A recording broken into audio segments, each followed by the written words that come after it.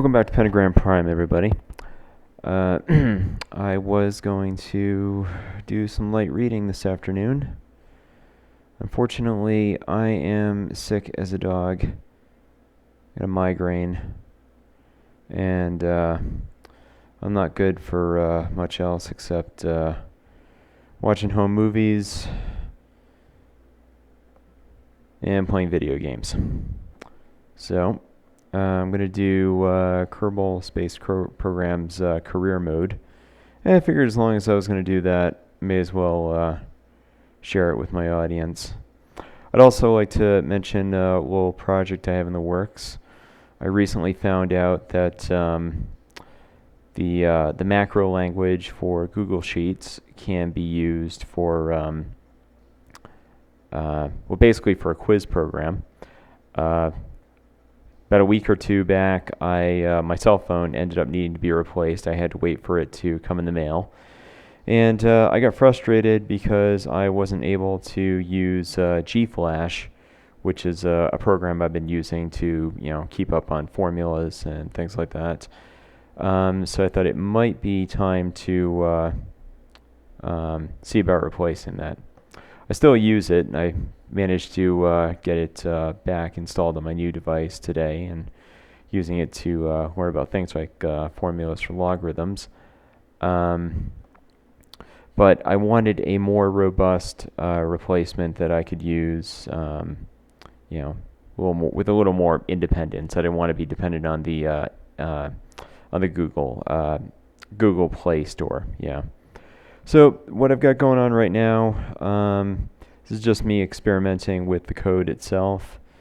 If you look down here, you can see that when I click on this number changes. And that probably seems pretty trivial to most of y'all, but it was important just realizing that the macro language allows for me to create buttons that can manipulate the rest of the spreadsheet. Let's see. So if you're going to do that, it helps if you understand code, have a little bit of object-oriented programming experience, and then you can set up functions that work with the individual. I think this might actually be the one. The function that basically modifies the other spreadsheet when you click on the button. I hadn't done much of anything other than stuff with console. I'm thinking the term is console programming, but command line programming, that's what I'm thinking of. Yeah, back writing a lot of MS-DOS stuff when I was an undergraduate. Yeah, I'm going to be playing with that. But yeah, having done command line programming, I never did very much with visual. I did briefly experiment with game programming, but didn't do much of that either. And I wanted to, the stuff that I'd seen for example, for Windows, probably isn't intimidating to some people, but when I noticed that there was a loop and I had to constantly update the screen and everything, that I lost interest. I am hoping eventually to get a package together and learn some of that too, but that will be a while. So Kerbal Space Programs, what do you call it? Career mode allows you to basically have the experience of having to earn your rockets. So I just carried out a mission and I got some new, I got some new funds. I'm not sure if I spent them yet. Let's see. Yes, I did. All right. So I now, basically you get the right to use new parts, and you can do more interesting stuff. Oh, I don't have enough for fins. No, all right. All right, well, I thought I was going to go into space, but it looks like I'm still going to be doing atmospheric flights. What do I have so far? Flew over the shores. Observed mystery goo on the launch pad. Alright. So what I'm going to do is I'm going to head to mission control and see if they have a mission for me. Focused observational study of Kerbin. My head is really bothering me right now. Let's hope I make it through this mission. At Fluid Dynamics Research Labs, we're not afraid to try new things. All right. As a result, we sometimes find ourselves in the situation of needing outside help to solve a problem. Feel that?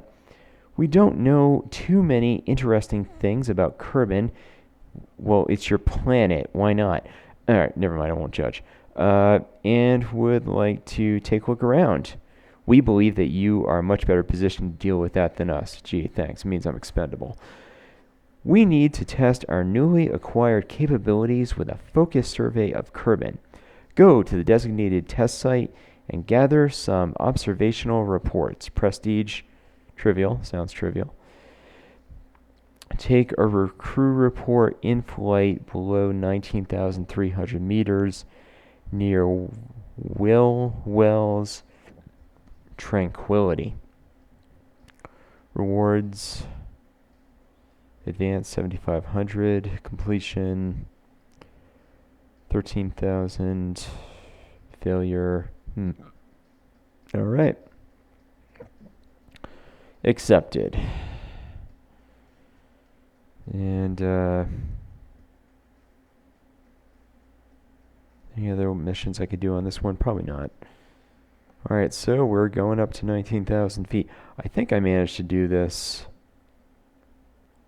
with the smaller engine last time, but let's see.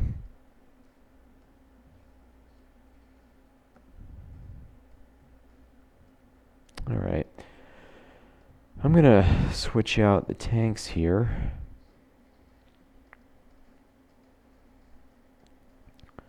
I'm going to put in something a little bit bigger. I don't think I think I might be able to get away without All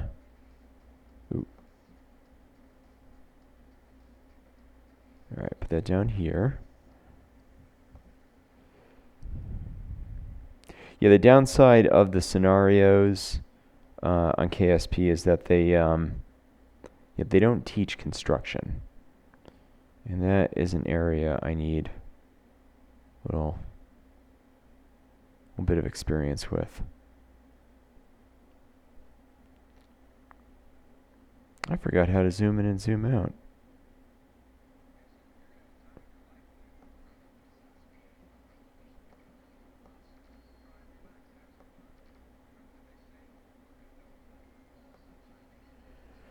All right, and do we have anything? I need to know if we have anything for electrical communications. Nope. Let's move.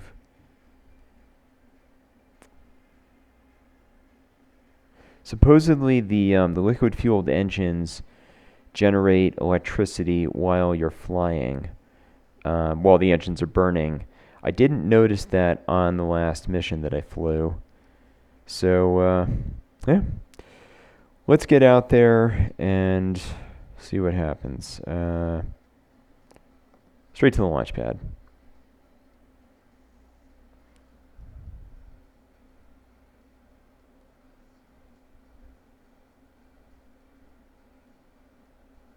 Why is this taking so long? Come on, stop making me talk. I just want to fly. Alright, here we go. Alright, so it's Valentina Kerbin at the controls. I probably should have switched her out for Bob. He needs some flight time, but oh well, she's here now. And I was gonna observe the mystery goo on the launch pad, which kind of counts as an experiment. but there's no need to do that. You can only gather science from one place at a time. So, so we'll give it 2/3 this time. Oh, 19,000. Wonder if I had to put a heat shield on this thing. Let's go back. Where's maybe a button around here somewhere? Escape. Space Center, tracking station.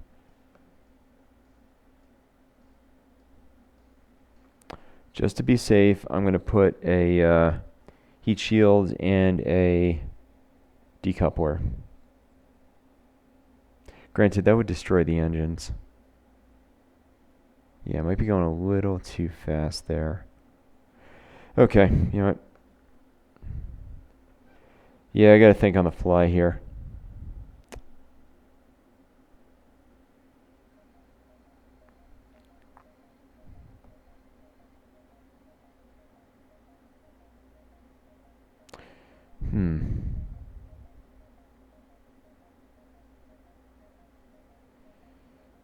What if? All right. Okay.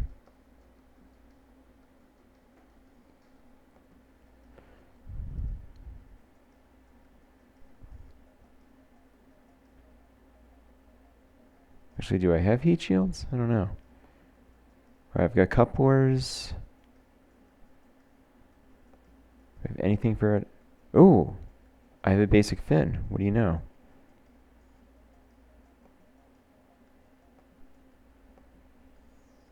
Struts.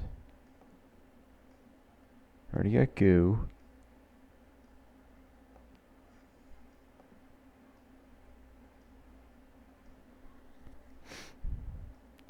Got the booster. I'm gonna switch out for that engine.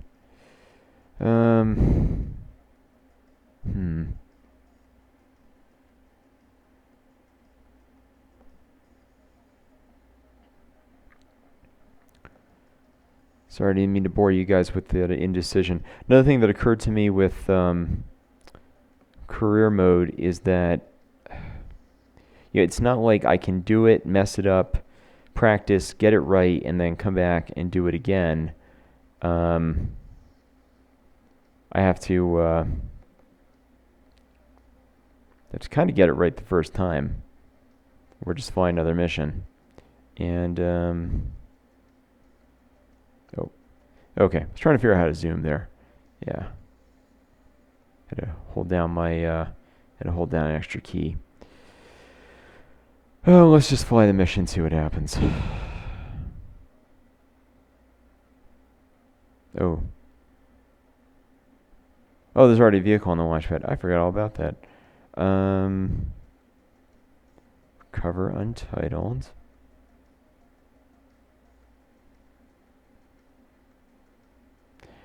I think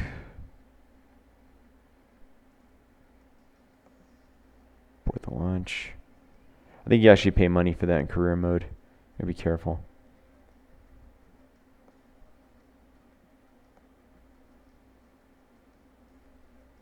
Okay. I'm gonna put that away, and I'm going to. I think I might be able to do this with the flea engine. I'm going to give that a shot. Worst comes to worst, we just we go up and don't really accomplish anything. All right, yeah, clear the launch pad, recover the craft. No experience points.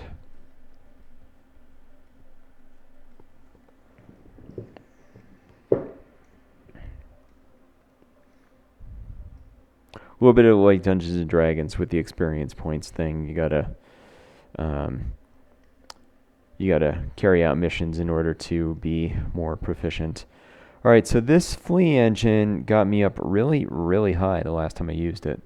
So we're gonna give this thing a shot. Oh, I forgot there are t-shirts to say check your stage in, and here's why. We almost had the rocket take off with the parachute deployed. Not good. All right.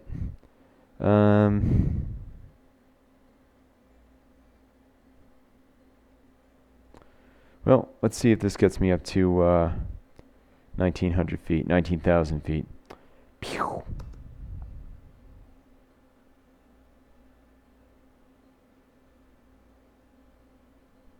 I think those goo canisters are gonna probably add some drag. If we punch through the atmosphere quickly enough, we'll be all set.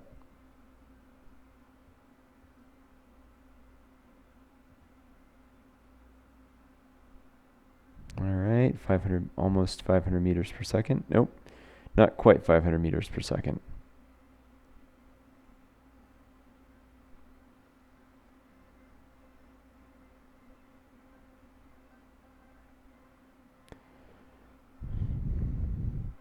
All right, now I already did a goo experiment in flight.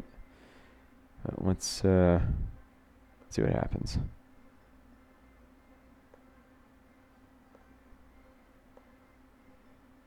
Observe mystery goo. Mystery goo. The goo jiggles and wobbles as the craft travels. And we're going to save that report. Or keep the experiment. And then I'm going to time warp. Oh.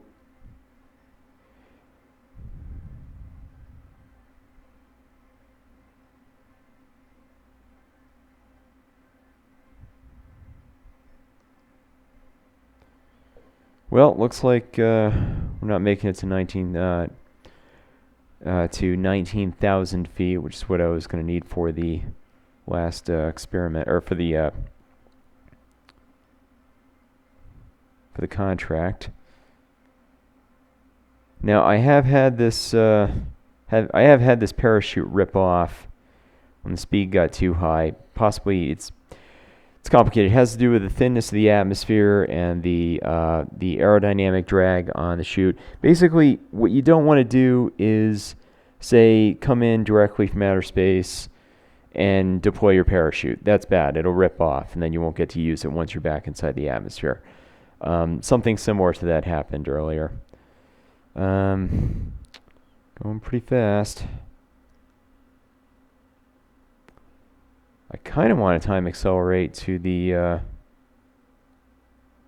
little bit further down, but I'm afraid if I do that, I'm going to rip the chute off. Oh, did I say Valentino was flying with us? No, it's Jebediah, and he's brave. That's how I've heard him described.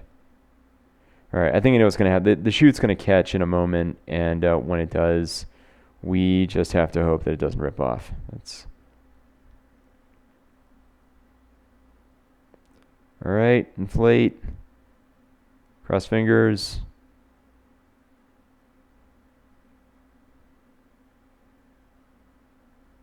Thousand. Inflate.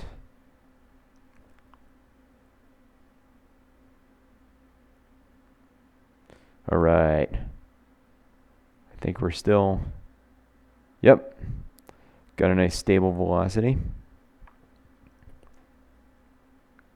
And a gentle descent down to the surface, and we managed to recover our craft. So not a complete loss, but we didn't exactly fulfill the contract. I think we got a world first milestone here. Recent accomplishments of our space program have attracted contributions from numerous organizations. We have broken a speed record of 250 meters per second, and we've broken an altitude record of 7,000 meters. That is good to know. We got, I think, one science each, and $9,600, and I think Jeb got some experience points. Now I gotta send someone else up. I'm gonna see if I can earn anything by having Jeb climb out and do an EVA. Let's see here. All right, you ready? Okay. Hatches are obstructed. Oh, that's just my luck. We have...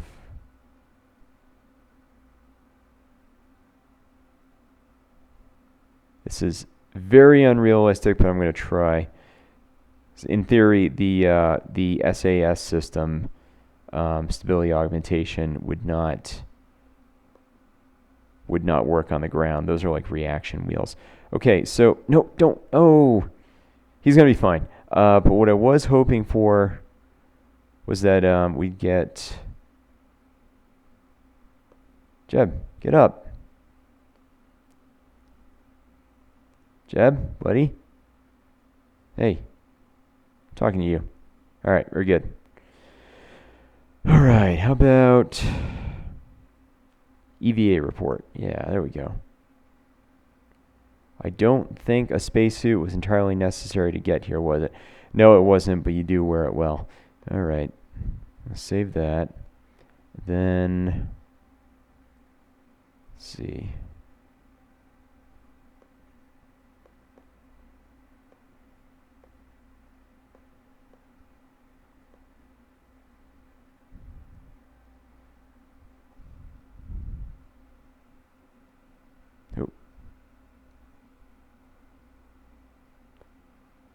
Yeah, he definitely walks with the swagger.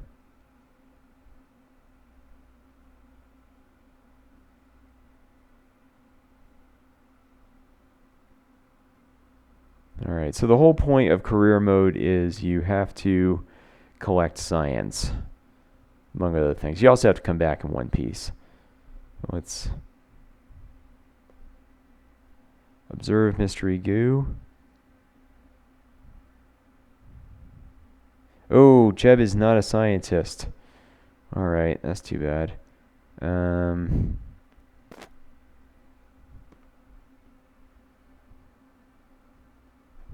right. See if there's anything else I can do on this mission. Okay, beef report, climb back in. I know we're like 10 miles away from the Space Center on the ground. It's kind of crazy, but I don't think we've been here, this specific spot on the ground before, so about crew report. You record record of the crew's assessment of the situation. All right, I took it. I was afraid I was going to have to overwrite the current report. So I'm going to go ahead and recover the vessel. That means as I said in a previous episode, I thought maybe they had the equivalent of the U.S. Air Force's pararescue teams, but I haven't seen any helicopters buzzing around, and besides, I don't think Kerbals live long enough to, on average, to pursue an education. It takes 2 years to become I believe, a fully certified PJ. So how did we do? 5.57. Science. I recovered the pod, the parachute, the goo, the communotron, which I never got to use because I don't have any electricity. Brought back the monopropellant, the solid fuel, and while we're at it, I brought back the crew. Jeb got no experience and nothing for reputation. Yeah, I guess Jeb didn't really do anything new today. All right, done. So that's me messing around with career mode.